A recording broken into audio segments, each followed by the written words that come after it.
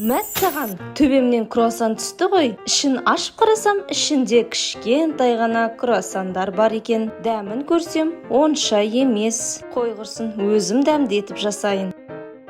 Табаға 1 стакан жылы сүт құясыздар. Артынан жылы су құясыздар 1 стакан. 1 ас қасық дрожж саласыздар. Кішкентай ас қасықпен тұз саласыздар, 2 ас қасық шекер саласыздар. Жақсылап қоспаны араластырасыздар да 15 минутқа бетін жауып қоясыздар. 15 минут өткен соң ұнды салып, қамыр илейсіздер. Ұн міндетті түрде жоғарғы сұрыптағы ұн болуы қажет. Сонда қамырларыңыз әдемі болып, жұмсақ болып көтеріліп шығады. Қамырды илеп болған соң 20-30 минутқа ашытып қоясыздар.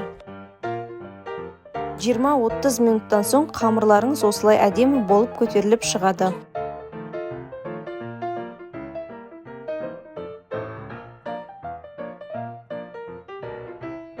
Қамырды бөліктерге бөліп аласыздар. Менде 7 зуала қамыр шықты.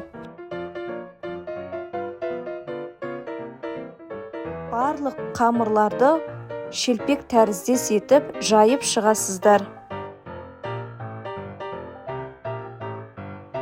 Қамырдың үстіне май немесе маргарин жағып шығасыздар.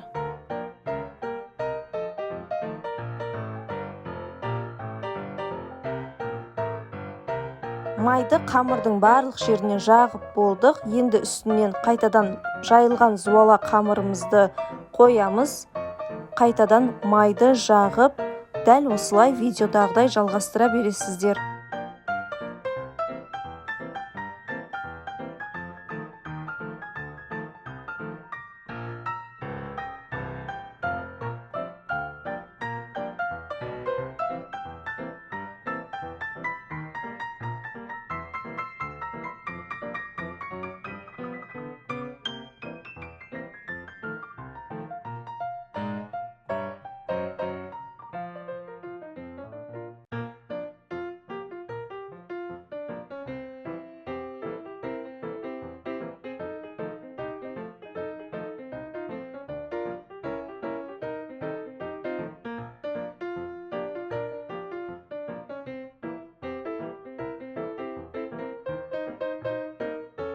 Енді қамырды жайып аласыздар.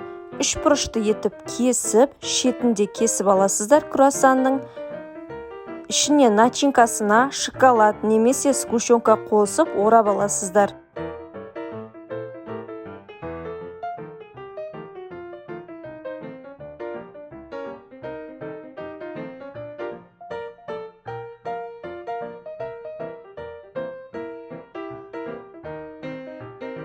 Круассанның қамыры дәл осындай жұмсақтықта болуы қажет.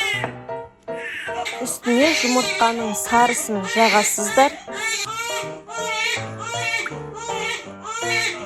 Қызып тұрған пешке 180 градуста жарты сағаттай пісіріп аласыздар. Круассандар дайын болды. Міне қараңыздар, қандай жұмсақ және қатпарлы болып шыққан. Видео ұнаса лайк басып, каналға тіркеле кетіңіз.